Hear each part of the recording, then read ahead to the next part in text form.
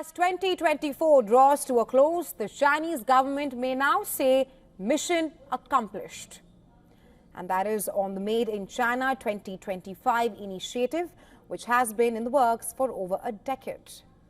The manufacturing sector in China, it has been thriving despite challenges such as steep tariffs rises by US administrations, the biggest domestic housing downturn in modern history, and the growing division of the global economy into rival blocs. According to Bloomberg Economics, China has the largest goods trade surplus in relation to global GDP since the US's post-World War II era. Unfortunately for the Chinese President Xi Jinping and his administration, this great achievement does nothing to increase average salaries in China.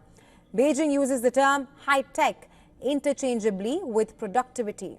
But that strategy fails in countries where the majority of workers are not employed in the tech or industrial sectors.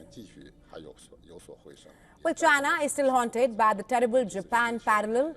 During the 1980s and the 1990s, Japan's economy fell into its lost decade, even as the country's automakers became world leaders.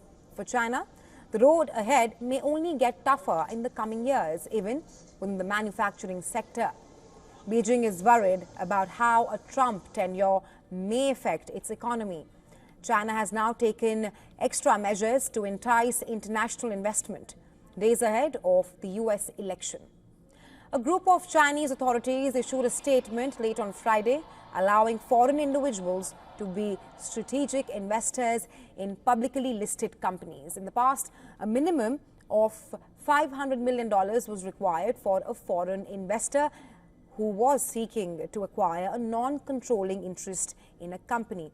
Now, that amount has been reduced to $300 million. Neo Wang, Evercore ISI's New York-based managing director for China Research, told Bloomberg, Beijing is doing so now to mitigate the impact of a potential Trump victory on sentiment. Neo said, but an announcement beforehand that could avoid leaving the impression that Beijing is wary of Trump or worried about the possible outcomes of the US elections. Further adding that given the recent poor FDI inflows to China, these measures have been long overdue, regardless of who will get elected.